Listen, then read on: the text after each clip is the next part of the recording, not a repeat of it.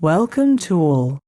On behalf of Earthkeeper and James Tyberonn, Earthkeeper are very pleased to share the following amazing interview and fascinating discussion from Kevin Todeschi. Kevin Todeschi is CEO of Edgar Cayce's HARI, the Association for Research and Enlightenment. At Atlantic University, he is responsible for managing the day-to-day operations of the Edgar Cayce organizations. As both student and teacher of the Cayce material for 40 years, he has lectured on 5 continents, in front of thousands of individuals. A prolific writer, he is the author of more than 25 books, including Edgar Cayce on the Akashic Records, Edgar Cayce on Vibrations, Edgar Cayce on Soulmates, Edgar Cayce on Auras and Colors, Edgar Cayce on Reincarnation and Family Karma, and his most recent book Contemporary Cayce, an overview of the Edgar Cayce material, in easy-to-understand language, which he co-authored. A nationally recognized resource on the interpretation of dreams, Kevin Todeschi has taught thousands of students the art of dream interpretation. The author of Best Dream Book Ever and Dream Images and Symbols, he also authored the HARI's book on dream interpretation. James Tyberonn and Earthkeeper are very pleased to announce that Kevin will be featured at the 2018 Earthkeeper Atlantis event as a keynote speaker in Sacred, Arkansas, on the equinox weekend of September the 21st through 24th, 2018, in Little Rock, Arkansas. Amidst the verdant, rolling green hills of the beautiful Ozark Mountains, in the heart of the mystical and vibrant crystal vortex. Event details for the Earthkeeper Atlantis gathering are available online at www.earth-keeper.com. Now, please enjoy Kevin Todeschi's truly fascinating interview, in which he discusses the life and work of the remarkable Edgar Cayce. He also discusses the role of the HARI, and Kevin reviews his truly remarkable work on dreams and dream interpretation. Namaste, and enjoy. Kevin will begin immediately after this brief music offering, the crescendo of Beethoven's masterpiece, Ode to Joy, the Ninth Symphony. Thank you. And, from our hearts to yours, we wish you a truly blessed day.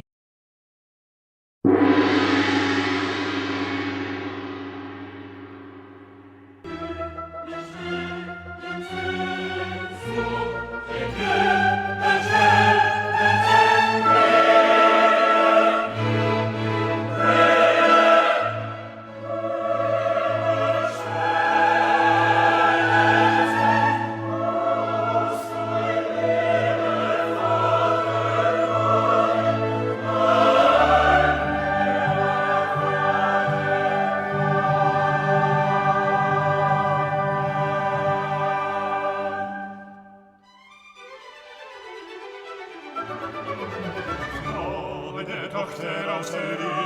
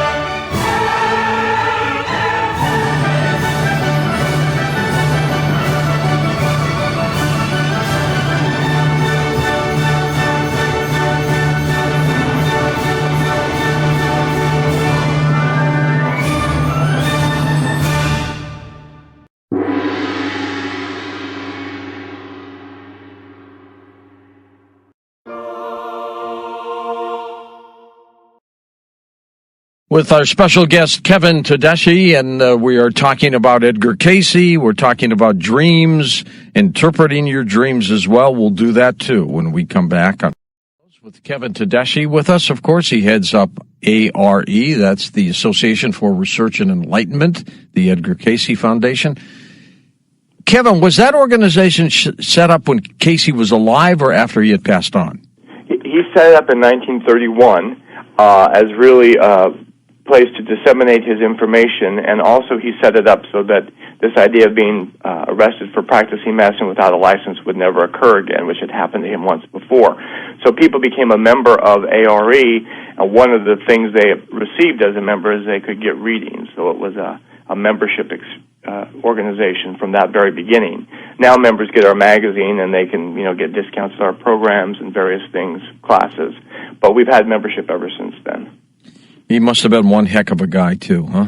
He was apparently a very kind person. Of course, he passed away in 1945, so I wasn't around then. But his material has certainly changed my life. It's been an incredible experience over the last 40 years. And didn't his son, Edgar Cayce, pass away a couple years ago?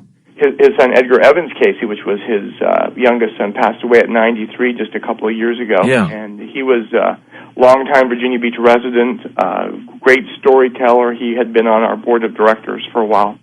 I was going to say, was he active with the group? Only on the board. He had a professional career as an engineer, but he was active on the board. Tell me about the title of your book, Contemporary Cayce. Well, the idea was really twofold. One, that lots of times younger people had said they had a hard time understanding the Cayce language, and so we wanted to come up with a term that would make it clear that this was a new look at the Cayce information. And also, I don't know if you know this, but there is a major motion picture about Mr. Cayce in the works, and I thought, you know what, I'd like to have a modern look at the major topics out before that movie hits the streets, and so that was really the impetus behind the book. Is it a docudrama, or will somebody play that part? Someone will play the part. In fact, John Cusack wants to play the part. The movie currently in the works is a group really orchestrated by Centropolis Studios, which is owned by Roland Emmerich, who's done White House Down in... Oh, sure. He's done some good stuff. All that. And the script is written by John Sayles, who's an Academy Award-winning screenwriter, and it's just a great overview of Edgar Cayce's early life. I'm hoping that we can see it out in the next couple of years. Does it start when he's a kid? It starts... I had a lunch meeting once with the group, and basically the idea was it's very hard to do a biography from start to finish. So the idea was it really takes place over basically within a month of Cayce's life, but during that month he has flashbacks to when he was a kid, and flashbacks remind him of different experiences like sleeping on a school book, things like that. Is that story true that he was getting on an elevator, did not see the auras of people in the elevator, backed out, and the thing went down and those people all got killed or something? It is a true story, but it's not a story that happened to him. It's a story that happened to another psychic, a friend of his, that told him, and he used to talk about it in lectures. In fact, he wrote about it. Cayce was in the only book he ever wrote, which was Edgar Cayce on auras, which was a book about auras.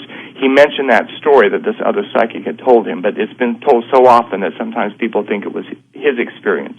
He told the story, but it was not his experience. All right, let's go to the phones. We've got an hour of phone calls with Kevin, and let us go to Wyckoff, New Jersey. Edward is with us to get us started. Hello, Edward.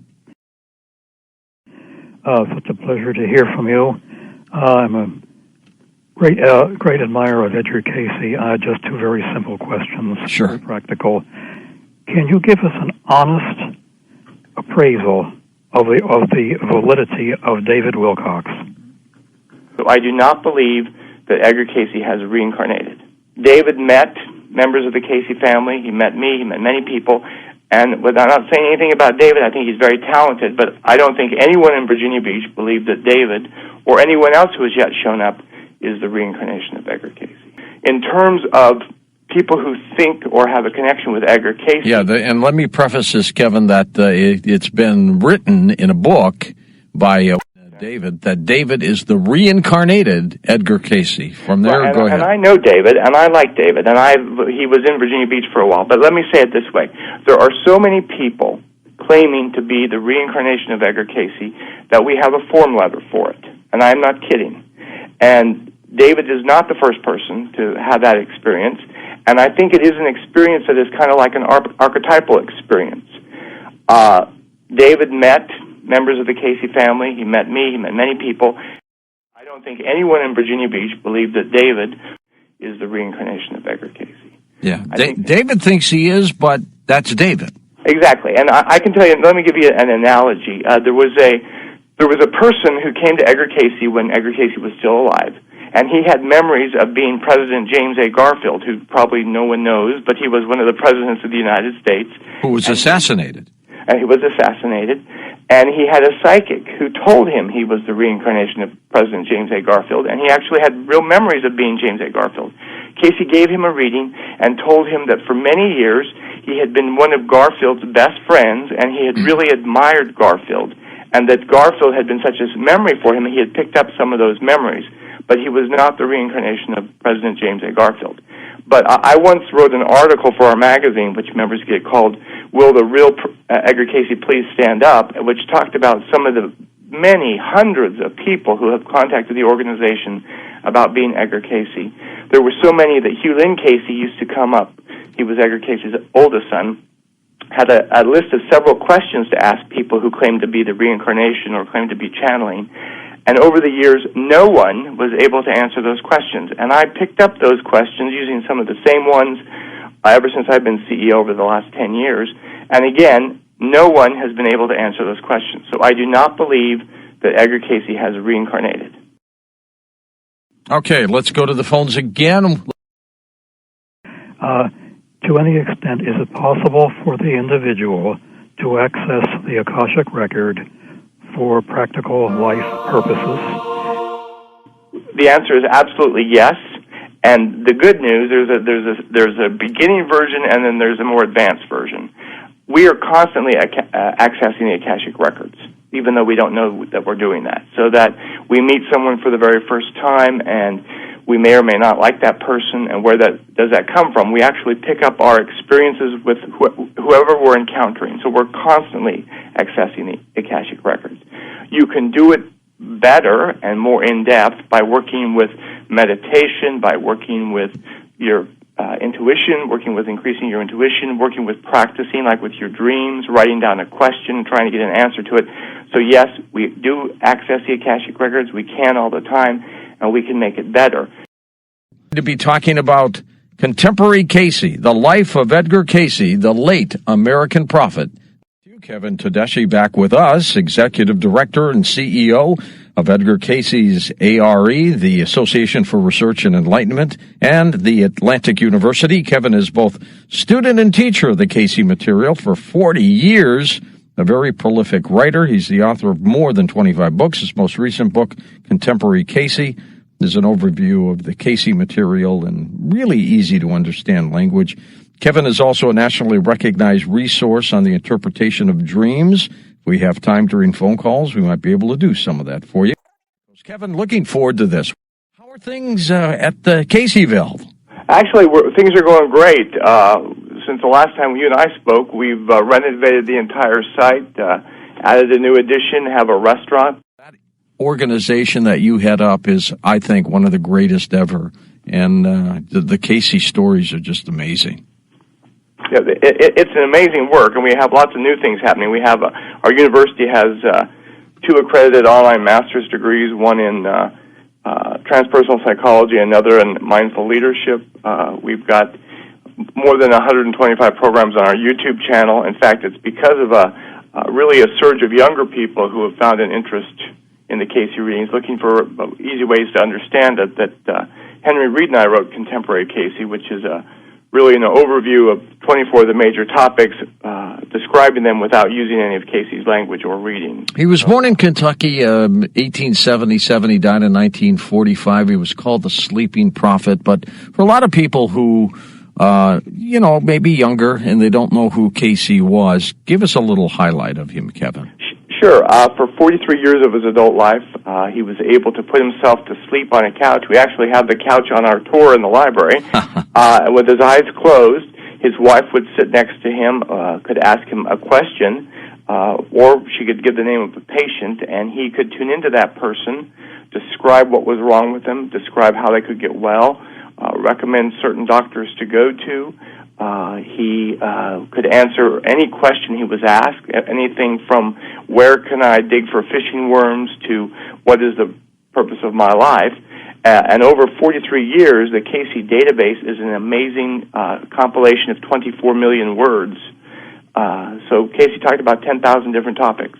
And that's why there's several hundred books about him, because the topical range is just amazing. Whether it's health or how reincarnation works, or how can I meditate, or how can I improve a relationship, or how can I discover my past lives, there's resources there because people just like you and I ask Edgar Cayce for answers. Did Edgar Cayce have this gift when he was at a younger age? A smaller version of it. He was able to sleep on his school books when he was just about 8 or 9 and memorize their contents. Now, that is a real handy thing to do for, like, geography or social studies. Oh, yeah. English. It doesn't help you solve a math problem if the answer is not in the book. But he could, sleep on something and have a photographic memory of its contents. And, in fact, when he was a young man, he actually got a job at a bookstore because they said they didn't need anybody, but he slept on their inventory, and he knew it better than anybody in the store. So that was one of his early gifts. His health readings are just spot on, so much so that I've got one of the books on Cayce and his health readings, and, I go through that regimen all the time, Kevin, the 3 almonds a day and everything else. I mean, it's truly remarkable what he did. It's an A to Z encyclopedia. In fact, I really got involved early on when I had just, in high school, I had such a problem with allergies that I would get 3 allergy shots a week. But by working with the Cayce information, I don't even take pills anymore. And, people can go to edgarcayce.org, and we have several hundred of his health concerns up there that they can look up in the Cayce database and see what he suggested doing for those problems. There's one prediction that he has made that hasn't happened yet, and I stress the word yet, and that is the geographical look of North America in the future, where, the west coast of the United States could very well be Missouri. Well, I've never been a proponent of that prediction, but let me give a little more information on that. He actually had he was in Detroit, and he had been giving readings for people who needed help. He was arrested and put in jail. For what? For practicing medicine without a license. And he was depressed to the depths of his soul because he felt like he was doing a work that was helpful to people. And finally, his son and a judge got him out of jail, and traveling back on the train, still depressed, wondering, should I keep doing this? He had a dream, and in the dream, he was born again in Nebraska, which was the west coast in the dream, and it was 100 years in the future, and scientists were still studying Edgar Cayce's work, and there were evidence of his work all over, and he had a reading given on that dream, and he asked in the reading, what is this about? And the reading said, though the heaven and earth be removed, your work will survive. In other words, it was not about the West Coast being Nebraska, but instead that no matter what happened in the outer world, like being arrested for practicing medicine without a license, his work would survive. So that's really what that was about, not so much outer events, but his inner turmoil and the fact that he needed just to have the faith and go on. Is it true that his readings and the intensity of the readings wore him down to the point where he died? It did. It actually, what happened was there used to be a national magazine that brought out a story about him, and it was during early part of World War II, and this magazine became so popular, it was kind of like the Look magazine of the day. Of that era, yeah. Yeah, but people wrote in, it was called Coronet. People wrote in asking for readings, and in a short time later his biography came out, and his readings had told him to give 2 readings a day, that one in the morning, one in the afternoon, because it was like plugging his fingers or his body into a high-charged electrical field. And he told his secretary that there were so many people needing help. They had 8, 9, 10 bags of mail delivered by the post office every day, that he told her to book them in advance 8 a day so he could help these people. So eventually he had a stroke in the fall of 1944. He died in January 1945. And when he died, his secretary had booked 8 readings a day 2 years in advance, trying to help get caught up. He was relatively young, too, wasn't he? He was only 66. Yeah. Oh, my God. His youngest son lived to be 93, so it wasn't necessarily in the gene pool, but he did wear himself out giving readings. Well, Kevin, I want to talk more with you about end times prophecy, of course, and you wrote a book called The Best Dream Book Ever. I want to talk about that, and then when we take phone calls or questions, of course, but if somebody has a dream, maybe you can interpret it for us.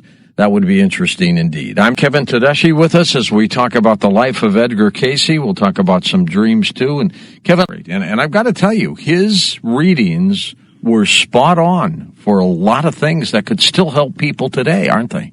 Absolutely. I mean, the information is just as relevant today, whether you're having a health problem or want to work with a relationship, or you need help meditating, or you want to work on your psychic ability. I mean, the magic to the readings, as far as I'm concerned, is that regular people ask the questions of how they could get help, and some of those human needs and desires are very similar to what we have today, and so that's why the information is so helpful. What did he say about end times, Kevin?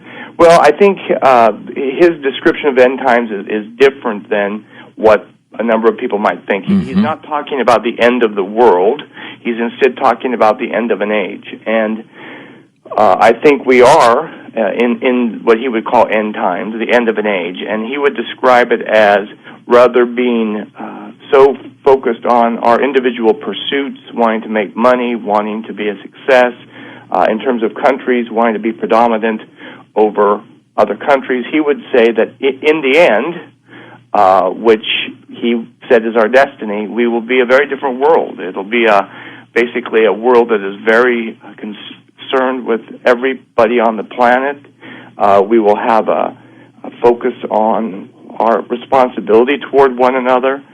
He predicted that the time would come, and I don't believe I'll see it in my lifetime, but he predicted the time would come when every individual would become aware of its connection to the divine, that we would have 1,000 years of peace on earth, that we would be responsible for one another. He called this the age of purity, and that the lily would become a symbol for it. But I don't see that happening any time in the next 20, 30 years. How close did he echo the book of Revelation? He actually gave readings for 10 years on the book of Revelations, and this is a real mind-bender. He said it is not about external world events or the ends of the world, but instead it is a symbolic overview of what happens when an individual's lower self is at war with their higher self as the higher self tries to reign supreme. So the wars, the struggles, the beasts are all internal processes. The 7 books are associated, he would say, with the 7 spiritual centers. And the interesting thing about his interpretation, which, I mean, there's dozens of readings about it, one of the things he points out is in the Revelations there's a sea of glass, and out of the sea of glass, which is right next to the throne of God, there arises 4 beasts, the eagle, the man, the lion, and the calf. And interestingly enough, hundreds of years earlier in the Old Testament, the prophet Ezekiel has a vision where he sees a whirlwind. And in the whirlwind, it is like 4 faces appear in the whirlwind, and those 4 faces are the face of an eagle, the face of a man, the face of a lion, and the face of a calf. And Cayce suggested that what happens when the Kundalini rises along the spiritual centers is it kind of awakens symbolism associated with the body. And the lowest spiritual center, the gonads, the symbol is the calf. The next one, the adrenals, the symbol is a lion. The next one, the thymus, the symbol is an eagle. I skipped over the Leidig, which is a symbol of a man. So that basically it's an internal process. And he goes through the whole book, chapter and verse. He separates which I can do with you, but he separates all the various chapters into what it's about. Early on, when John's writing letters to the churches, it's about really personal assessment, coming to terms with what we need to change within ourselves. So from Cayce's premise, the book of Revelation is not about the end of the world. Most people kind of look at me funny when I say this, but the word Antichrist is not even in the book of Revelation. The word Antichrist is not even in the book of Revelation. That's right. That is the word true. Antichrist is only mentioned in epistles to John, and it's not about some diabolical demon. It's simply a phrase that's used where people say, you know what, the Messiah is not Jesus. They're Antichrist. They don't believe Jesus is the Messiah. So the book of Revelations is not what most people think it is. It's a symbolic overview, much like a dream. When we have a dream, it's about what's going on inside of us, not what's going on in the outside world. And the old saying about karma, what goes around comes around. What did Cayce say about karma? Interesting insight there as well. From his premise, for the most part, karma is memory that we have. I mean, the way I usually describe this is if you have a friend or a spouse or someone in your family and you have an encounter with that person, very often your memory of the experience is very different than the other person. And sometimes you might be describing it to someone and the person's with you and say, wait a minute, that's not what happened. So we retain our own memories. Cayce would say our karmic memory is basically our own memory of whatever happened with this person, our own experiences. And it may be very different than the memory shared by that other person. So when we have a karmic memory experience or we reawaken karma, what we're really trying to heal is our own personal memory, not so much the relationship with that other person. Kevin, let's talk a little bit, if we can, a couple more things about Cayce. Then I want to talk about your work in the dream interpretation world, which is fascinating too. With everything that you know about Edgar Cayce, what would you say is the single most important thing that you have learned from him? Well, that'd be a hard question, but what I can tell you is that when Henry and I pulled together contemporary Cayce, what we did was we kind of summarized the 14,000 readings into what we think is most important. So I would say that Cayce suggests we have the capacity to improve our own health. He suggests that our individual relationships at home, at work, everywhere are really our personal laboratory in soul growth. The readings suggest that we have an innate ability to obtain personal guidance in many different ways. The reading suggests that all of us have the ability through attunement, such as prayer and meditation, to come to an understanding of our relationship with God. A lot of the readings talk about how changes in our life are really at the core of promoting personal changes within ourselves.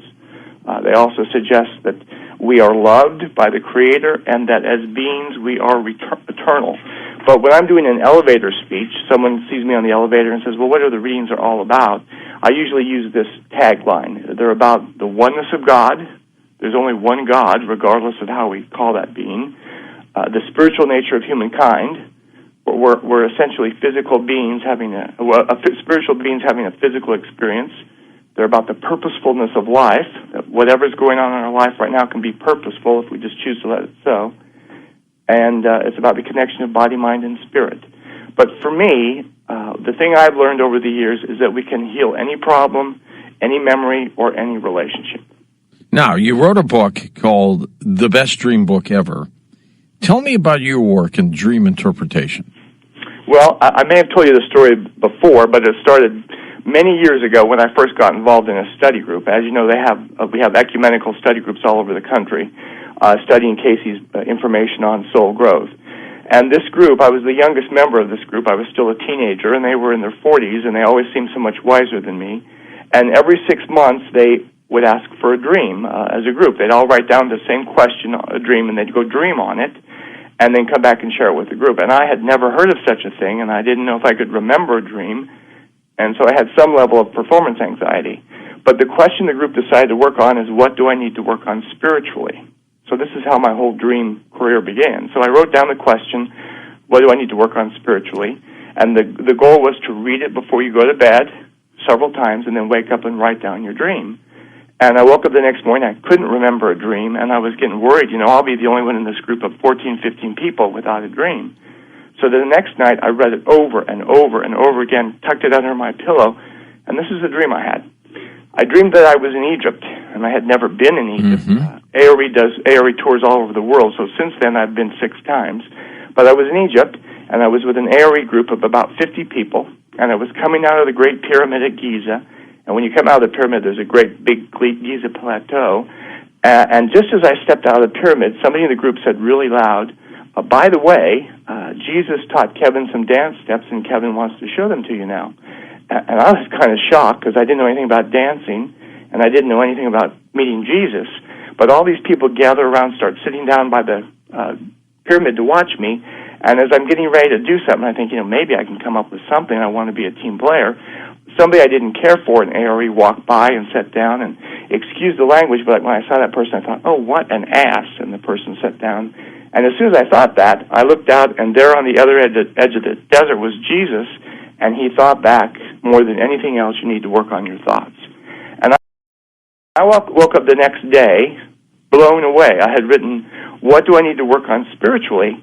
And from the big guy himself, I got work on your thoughts. And from that day forward, I began working with dreams. And I have spoken on 5 continents, written 3 books, interpreted thousands of dreams. So it just became a love of mine. Does everybody dream every night? Everybody dreams every night. Our challenge in the Western world is we're not culturally predisposed to work with our dreams, but most of us have 6 dream cycles of about 15 minutes apiece. And even if we don't remember our dreams, they can be helpful. So let's say you go to bed anxious or frustrated or worried about something, and you wake up and the next day you feel refreshed. Cayce would say that the dreams have contrasted and correlated the events of the day and given us some kind of resolution. So even not remembering them, they can be helpful, but when you remember them, they can be even more helpful. Lucid dreaming, clairvoyant dreams, a number of different kinds of dreams that are out there, and they each have their own importance, don't they, Kevin? Absolutely, and they come at various times in our life. We can get insights to a problem, health insights, relationship guidance, insights into our finances, psychic experiences, visions, out-of-body experiences. Like you say, lucid dreaming, which is the phenomenon of knowing you're dreaming while you're dreaming and being able to change the content of it. I use my dreams to accomplish things, and I'll just tell you a little technique of what I do. Whatever I want to do or get done, and let's assume that it's not happening as fast as I want or happening at all, I'll go to sleep and think about that person who has that ability to make it happen with us or the event itself, and then I just go to bed. And I think that when I'm in my dream state or sleeping, memorize it or not, that it's working for me, that it's solving problems, and it seems like 9 out of 10 times it seems to work. Absolutely. I think what happens is, we have different levels of our own consciousness, and so we have a conscious mind, a subconscious mind, and a superconscious mind. And the subconscious is what comes awake when we daydream or when our mind wanders.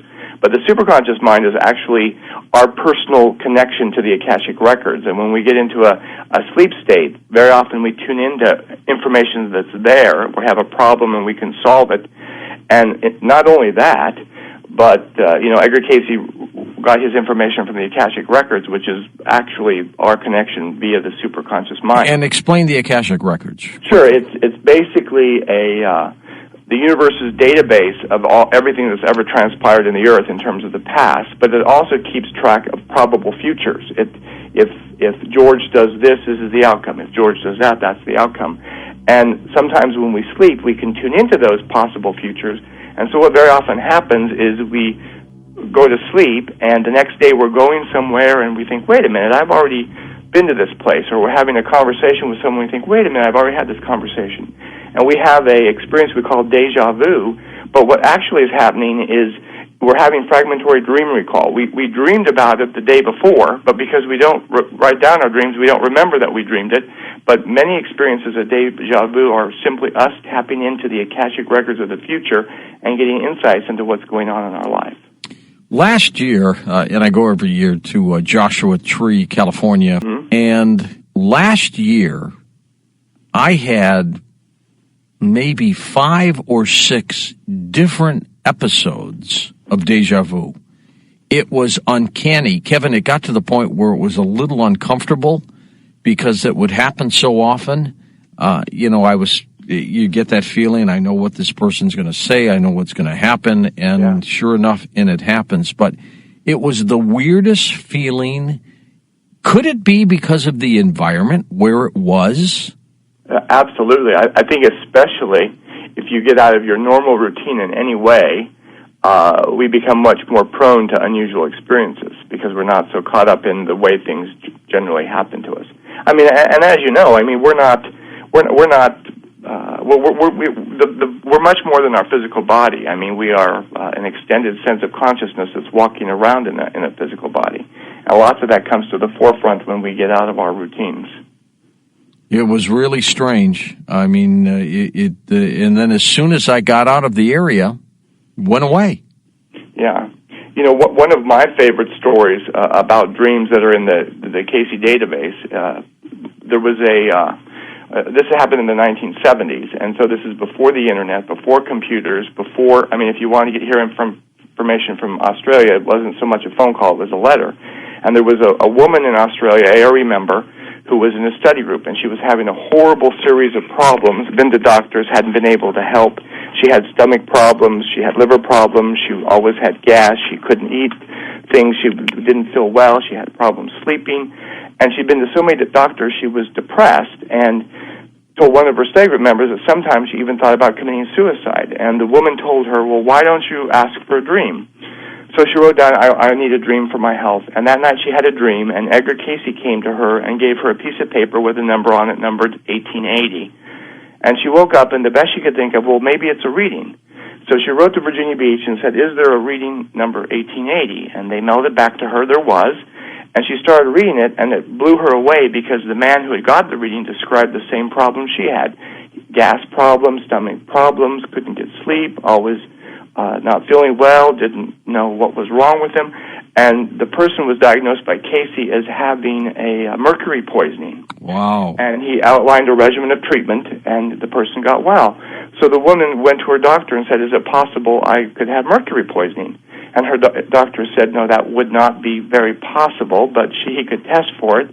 She called her mother and said, is it possible I could have mercury poisoning? And her mother told her when she was 3 years old, she had bitten off the end of a thermometer and swallowed its contents. And it was still in her system. And it was still in her system. She started following the Cayce treatment. She got well within 3 months, and it was all from a dream. How dramatic. Dramatic indeed. Kevin, we're going to take a quick break. We're at the top of the hour, but we are going to come back and take your phone calls, of course, questions about Edgar Cayce, and also, if you want a dream interpretation, we're going to have Kevin do that, too. Okay, let's go to the phones. Let's go to Kevin in Slayton, Minnesota. Welcome to the show. Hi, Kevin. Good to have you on. Gentlemen. Hi there. Over the last few years, I've been, secondhand stores and Goodwill and such. I've been finding paperback volumes of Cayce's authors writing about Cayce. And after reading a few chapters, I fall asleep and I wake up, I turn the radio on, and we're talking about Cayce. Talking about Cayce. It's kind of funny that way, I guess. And I'm glad that there's a new book out that I can get my hands on and cruise through and be more enlightened. But actually, there's lots of new books out. The paperbacks I think you're reading are some of the Warner paperbacks from the 70s that I got very involved in. But there's probably, I would say, another 100 or more books out since then that really look at the Cayce material from different angles. And people, I will say, do have visions today, and people can see angels, even discarded people who have passed away. And I know it's true because I've actually seen several ghosts over the years. So, yeah, I think it was a vision. Let's take some more calls here. We go next to Tom in Surprise, Arizona, west of the Rockies. Hi, Tom. Go ahead. Thank you so much for taking my call. You're welcome. For your service. It's been a real pleasure listening to you. I wanted to ask Kevin, I wanted to make a statement. Is it true that, or a true or false question, is it true that Edgar Cayce read the Bible once for every year that he was alive? It is true. And I wanted to find out if Is there any connection with some of his readings and maybe what might have been contained in the Library of Alexandria? Well, in terms of the Library of Alexandria, for those who don't know, was a resource for much of the world's knowledge in ancient Greece about the mysteries of the universe, various religious traditions. I would say that much of that information in terms of what Cayce had to say about the purposefulness of life, about creation, about the various religions, that he did talk about a lot of that types of information, but he didn't produce any of the lost documents that were lost in the Library of Alexandria. Isn't it amazing the kind of work that Cayce did and how long he carried it through?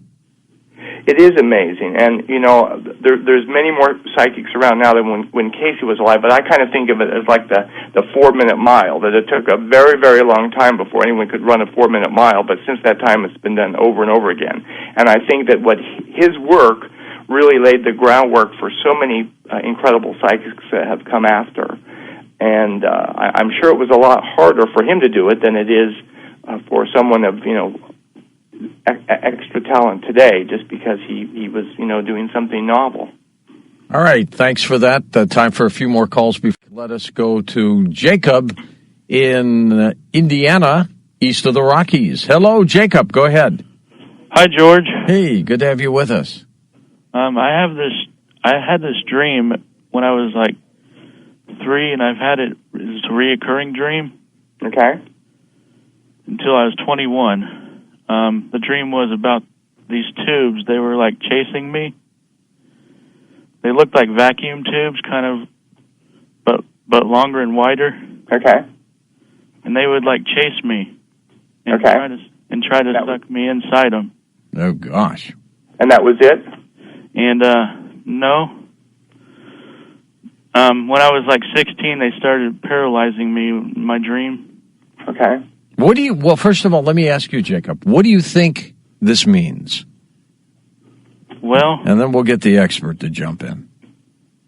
Part of me thinks it could be like alien contact or something. All right, Kevin, what do you think? Well, I usually go for more mundane answers, and what often happens when we're young is we have a traumatic experience or we have a memorable experience that somehow stays a part of our memory. So if I had dreams of tubes chasing me, I would wonder if I was young, if I had not had tubes shoved down my throat for some kind of a problem like asthma, or maybe I was having a problem that the doctors were trying to heal, and that became a real memory of something being totally out of control. And so what happens in our mind is anytime something's going on in our life where we feel out of control, that memory resurfaces, and you would have a similar dream. The same thing happens to adults when, for example, they're grown up and they're dreaming about being back in an English class, and there's a test that day, the teacher's passing out a test, and they didn't know there was a test that day. It doesn't mean they have unresolved issues with school or tests or English, but it's a memory pattern of what happened a long time ago. I didn't feel prepared for something, and so in the present, I don't feel prepared, and that old dream resurfaces. So I would say that when you were very young, something what would seem to a child very dramatic happened where you felt like you had no control and someone was doing something to you, and every time that experience resurfaced where you felt like you had no control and someone was doing something to you, the dream resurfaced. How long are dreams in terms of the time within? Well, just seconds or hours? What are they? Not hours. It's usually minutes. It's usually minutes because we have... They seem like hours. Yeah, they can seem like hours. And sometimes we can pick up a dream several times through several different dream cycles as we sleep, but it's usually minutes. Do we know that in dreams, very rarely do we dream of ourselves in the dream where you can see yourself? What we always do is it's almost like you're there, just like you are in real life, looking at something. It's like you're having the experience, exactly. Yeah. It's an experience. You can dream, though, about being other people, and that's when sometimes a past life dream comes through. Or you can dream about being several different people in a dream. And lucid dreaming, of course, knowing you're in the dream and you change the outcome of it. Change the outcome. And Cayce, the readings would suggest to do something with higher levels of consciousness or do something spiritual when that happens. Rather than thinking, boy, I could go to a buffet and eat all the food I want and not get fat, do something esoteric or metaphysical, meditate, or ask to speak to a great religious figure. Do something unusual like that. All right, we're going to come back, Kevin, and take some final calls with you next. Back to our special guest, Kevin Todeschi, as we talk about the life of Edgar Cayce and dream interpretations as well. Kevin, let's take some more final calls before the top of the hour, and then we're done with you. My gosh, goes by fast, doesn't it? Yep, absolutely. And before we do that, before we go to calls, tell us about this special you have for. They go to our website, edgarcayce.org. They get membership. It's only $44 through the mail, $30 online, and they'll get a free astrological forecast for the year as well. So it's a great deal. Now we go to Elaine in Fort Myers, Florida. Welcome to the program. Hi, Elaine. Good to have you with us. Hi. Yes, this is a great opportunity because I have two kinds of reoccurrent dreams. I'll, just try to describe them both briefly. All right. Number one, all I have is they wake me up and I can't go back to sleep, and when I do, I can't stop. And they keep going on, and I can't get rid of them. And it says that it's always a different scenario. God only knows how I make this stuff up. It's always a different scenario completely, but it's something that I can't get done or I can't find, or something that everybody's watching me and I'm not doing it right, or just some scenario like that where, sometimes it just gets to be so terrible that I wake up and I just can't get rid of it. The other thing is my sister died back in 1971. She was 17. Oh, geez. I was 21, and I have these dreams about her where we're fighting and arguing and everything. And the thing about it is I love my sister and I don't hate my sister at all. But I have very terrible dreams about her and my mother and me telling my mother what she didn't do and what she, all these violent, terrible, argumentative dreams about my sister and how she took everything from me, wrecked my home. All right, let's see what we have there. Kev, what do you think? Okay, usually when I do dreams, I just say, if I had the dreams, this is what it would mean to me. So the first ones where something you can't get done, something you can't find repeatedly, the dreams suggest that right now, whenever you have that dream, in your life you're wondering, what am I supposed to be doing now? What am I supposed to be doing in terms of my career? Maybe what am I supposed to be doing with this particular relationship? But it suggests that in waking life, you're having a lot of issues wondering if you're in the right job, the right place, the right town. You're trying to decide what it is you want to do, and you can't really make that decision. It keeps coming up in the dream state. You're in turmoil in terms of trying to decide what you want to do about something, and you haven't decided. In terms of the sister, I think the sister represents your younger self. You said that she was younger than you when you were growing up, and I think, again, part of you is arguing with your younger self. So in the dream, it's not literally your sister. You're arguing with what would be a symbol of your younger self about something you're doing or not doing. So my suggestion would be that if you're trying to make a decision and you can't decide about a relationship or a job or whatever it might be, to write out the question, what should I do about this job, for example? Read it before going to bed a few times, and when you wake up, see what dream insights you can get. Both dreams suggest to me you're fighting with yourself about making some kind of decision. What creates nightmares, Kevin? I think usually what creates nightmares is a situation that we know we need to address, but that we're not addressing. We're trying to suppress it. We're running away from something. We don't want to have to deal with it, and it keeps coming at us in the dream state. And also, nightmares are something we remember. So if our higher self is trying to bring something to our awareness, sometimes it'll come out in a night dream, in a nightmare. Cayce used the expression to be forewarned is to be forearmed, that somehow a nightmare can actually give us guidance into a situation. We go next to Veronica in the Netherlands on our international line. Hello, Veronica. Hi, George. Hi, Kevin. Great Hi, Veronica. night. Great. Good to have you with us. So I have a dream, in a sense, it's rather self-explanatory, but I wondered if there was like a deeper meaning.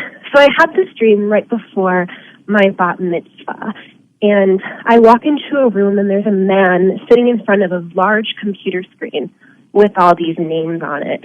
And at first I thought it was my grandfather because his heart hurts. Like, I inherently knew that his heart hurt for how people were treating each other. And as I walk up and I start speaking to him, I realize that it's God. And he points to my name and he says, "You're here for love." And I said, "Love? Why not philanthropy or intelligence?" And he's like, "No, you should consider yourself very lucky because everyone has a specific purpose and not many people have this, and it's this inherent reason you're here is for love." And I kind of woke up after that. That's a great dream. If I had that dream, it would suggest also, in addition to expressing love, that it's encouraging you to pursue some kind of career or life path that enables you to express empathy to others. So whether it would be like as a teacher, a counselor, a mentor in some way, that it suggests that you have a talent with empathy, or that you need to really help to facilitate empathy with others. And empathy is also one of the best tools for cultivating your psychic ability as well. Thanks, Veronica. What causes clairvoyant dreams? What kicks that in? Well, lots of things. I mean, you can have connections with people, like a spouse or a child. You can have connections with a task or a workplace. Any kind of connection we have, really, we're always connected. We just don't always become conscious of it. So if there's something or someone we really care about, we can be connected to a situation, and then we have a clairvoyant dream and we dream about it. Lots of times what confuses people, and the example I often think about is when there was the Oklahoma City bombing, and that the Murray Federal Building was destroyed and lots of people were killed. I had at least 8 or 9 people call me after that saying they had dreamed about an office building being destroyed, blowing up, and they were worried that somehow they had clairvoyantly tuned into that situation and they were supposed to be doing something about it. And in every instance, they were having problems with their company was going out of business. They were in the danger of losing a job. They were having problems at work. And basically what happens is our sleeping mind tried to tune into something in the external world that would bring to their awareness what was going on in their own life, and the clairvoyant dream happened. The universe does not send us psychic dreams about world events that somehow we need to publicize. It's generally always connected to ourselves, what's going on in our own life. Didn't Cayce believe everybody was psychic? They just needed to tune themselves up? He did. He believed everybody was psychic and that they could cultivate it. In fact, he suggested that he had been psychic in many of his own incarnations. Next up, Joshua's with us in Montana. Hi, Josh. Go ahead. Hey, George. Thanks for having me. It's a pleasure to speak with you again. Very good. Hey, listen. I'm very in tune with Edgar Cayce's Akashic Records and even more familiar with his works. And I suppose as of consequence, I've been shown the true nature of heaven and hell. I was curious as to what your guest thought, that what Edgar Cayce might have thought about the true nature of heaven and hell. Well, I'll give you a short answer. Edgar Cayce would say that neither exists as many traditional religions would have you believe. There is not a state of consciousness that corresponds with a forever heaven or a forever hell. Ultimately, Cayce suggests, and this is a mind whopper for some people, and ultimately then, heaven, what we might call heaven, is simply being in an awareness of our ongoing oneness with God. That is ultimately what heaven is. Kevin, not so much a place, but a state of consciousness. If Cayce were alive today, what would he be saying about world events?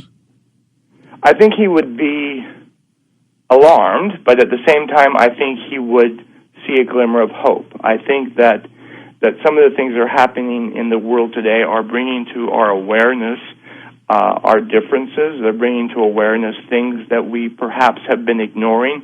Cayce would use the term leavening, that there's going to be a leavening where we realize we are responsible for what's going on in Syria. We are responsible for the people on the street that we see having signs up that they don't have enough food to eat. We are responsible for what's happening in North Korea and the inhumane treatment of individuals. And that responsibility doesn't mean that we turn the channel when we see something we don't like, but instead that we do whatever we can in our own world to help transform the world. And lots of times people will say, I can't really do anything about what's happening overseas, but some of the people I know, they're not speaking to a family member. You can heal the world wherever you are, and eventually, by all of us doing what we can, there will be a resonance, a leavening that impacts the whole world. So he would say there are challenges out there, but the fact that more and more people are becoming aware of how we're different from one another or how we need to make changes, that is a good sign. We go to Justin, first-time caller in Fayetteville, Arkansas. Welcome to the program. Hi, Justin. Go ahead. Oh, thank you so much, George. Sure thing. I love the synchronicity and what your guest has to say about putting intention into your dreams. Oh, yeah, spot on. And I'm like a caller a few back last hour who has a large book collection, and one of them is called Reiki, Universal Life Energy. And it was called by the author Bodo Baginski. And that night I had this dream, and it was so clear. This guy with the burly hair and beard opened the door, and he said, "Keep saying my name." Love it. And I said, "Yeah, are you Bodo?" He's like, "Yeah." And then he did this Reiki healing. I just woke up very cleansed, with all my blockages cleansed, or just felt so much lighter. And then a few weeks later, I picked up the book, and there's a whole chapter on dream Reiki and healing people through your dreams. That's incredible. I would say you had a real experience. That's fantastic. Thank you. That's a great story. Great story. There's something out there, Kevin, in the universe that ties all this together. Have you been able to figure that out yet? What that might be? That ties all together, you mean the entire universe? Everything. Your thought patterns, everything. Yeah, maybe for fleeting moments in my mind I have a sense of what that might be, but I'm not sure that a physical mind or our physical consciousness can comprehend the depth of the universe or our part in it. I do know that we are connected to one another in ways that we perhaps have yet dared to imagine. I do know that just like if you have a child that you love and care for, no matter what that child does, that the Creator feels the same way about each and every one of us. And I do know that the divine loves each and every one of us equally, even that person at work I can't stand. So I think there's much more to us to learn as a human creature, and I can tell you that in my own life, as soon as I think I've gotten a great piece of the pie, I realize how much more there is to learn. And I was going to tell you, even being involved with the Cayce information for 40 years, I still come across new topics. And a few years ago, I came across the fact that Cayce's perspective, time is an illusion, and there's hundreds of readings on the topic. So it's always been exciting, new, and I invite your listeners to go to our website and just see what they could get from the material for themselves. Okay, let's go to Andrew in Glastonbury, Connecticut. Let's get you in here, Andrew. Thanks for calling. Go ahead.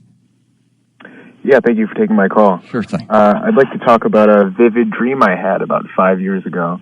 Okay. I was swimming in a lake with my friend, and across the lake I saw a cabin, and on the porch of the cabin I saw a rocking chair moving by itself.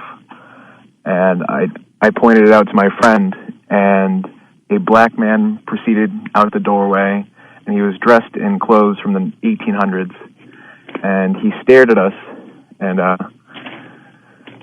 turned to my friend, and my friend had disappeared in the water, and I didn't know where he had gone.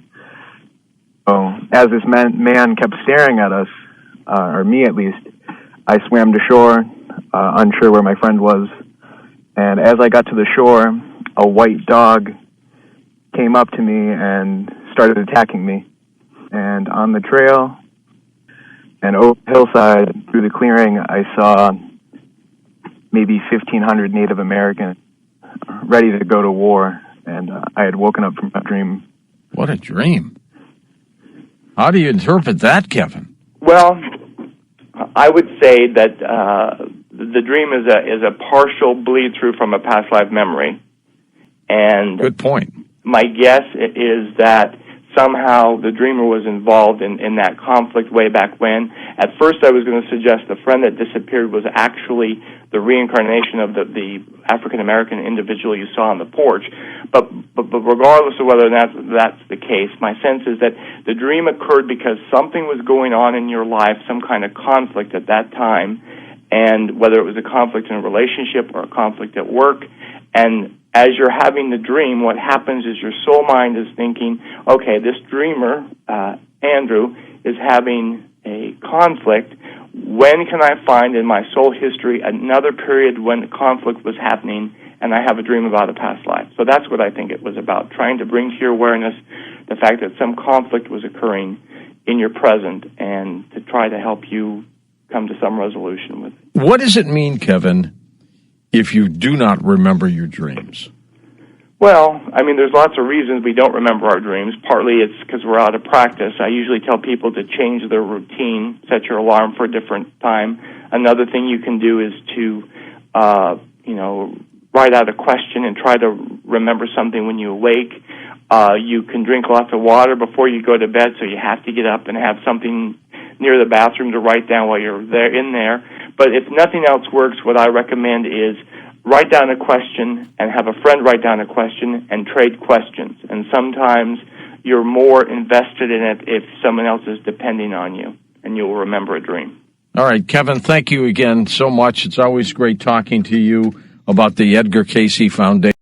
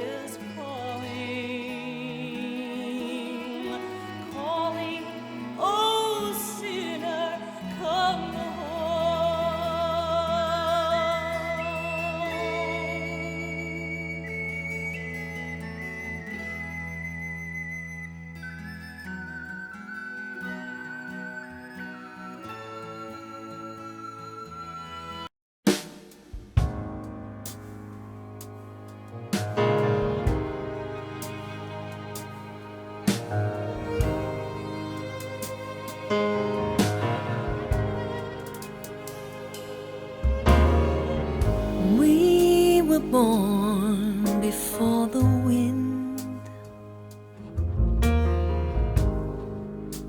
also younger than the sun. Yeah, the bonnie boat was one, and we sailed into the mystic.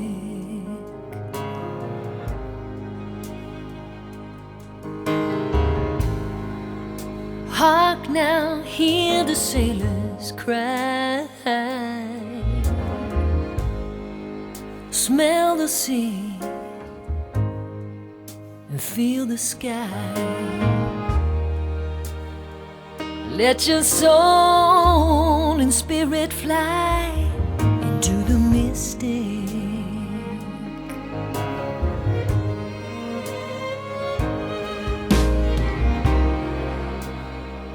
When that foghorn blows, I will be coming home.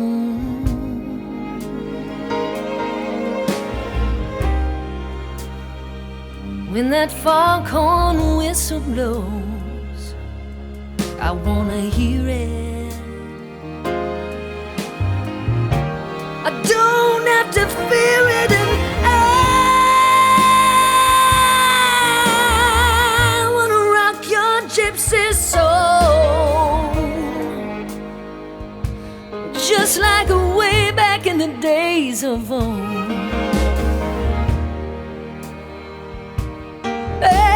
Magnificently we will flow to the mystic.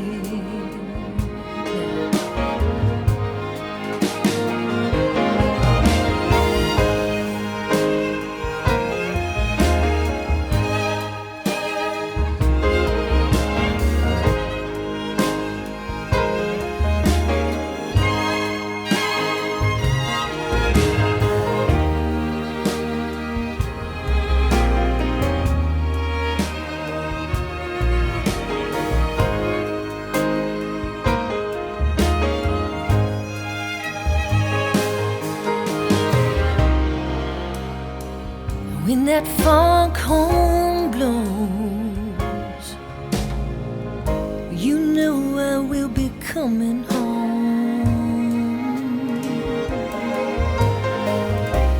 Ooh, when that foghorn whistle blows, I gotta hear it, yeah. I don't have to fear it, and I wanna rock your gypsy soul, just like way back in the days of old. And magnificently we will flow into the mystic. Come on, boy.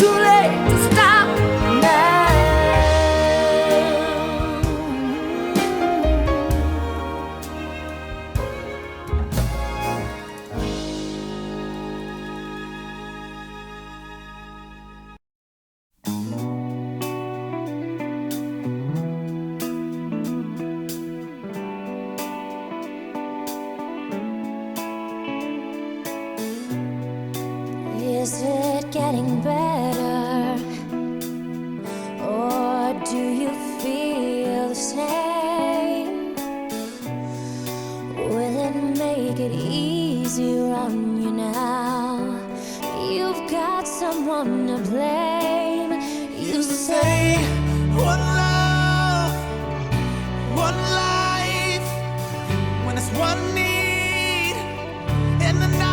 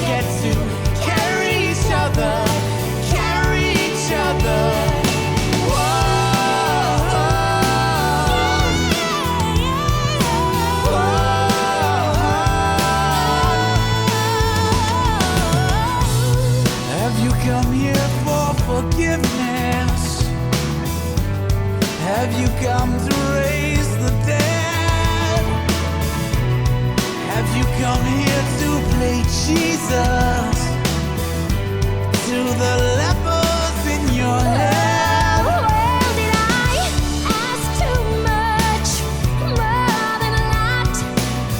You gave me nothing, now it's all I've got. We won, but we're not the same. We get to hurt each other, now we do it again.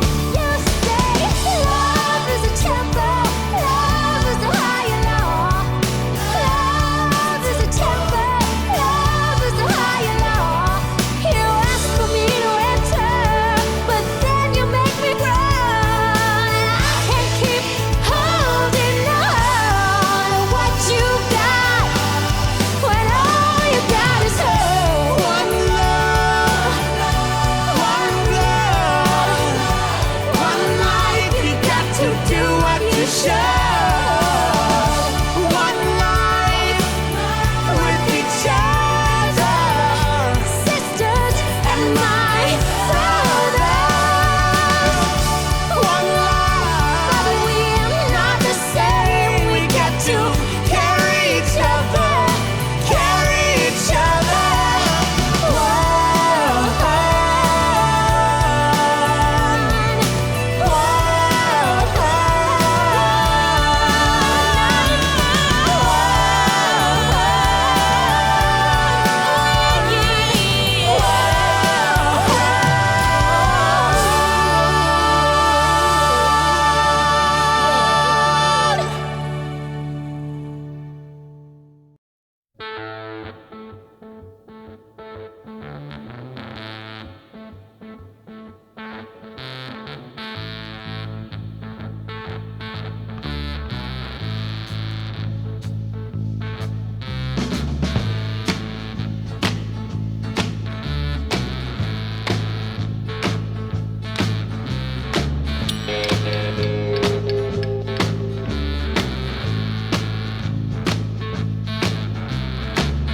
When I die and I lay me to rest, gonna go to the place that's the best. When I lay me down to die, going up to the spirit in the sky, going up to the spirit in the sky. That's where I'm gonna go when I die. When I die and I lay me to rest, I'm gonna go to the place that's the best.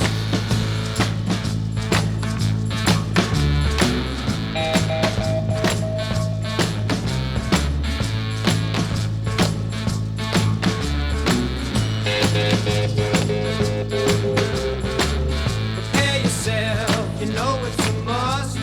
Gonna have a friend in Jesus. So you know that when you die, He's gonna recommend you to the spirit in the sky. Recommend you to the spirit in the sky. That's where you're gonna go when you die. When you die and you lay you to rest, you're gonna go to the place that's the best.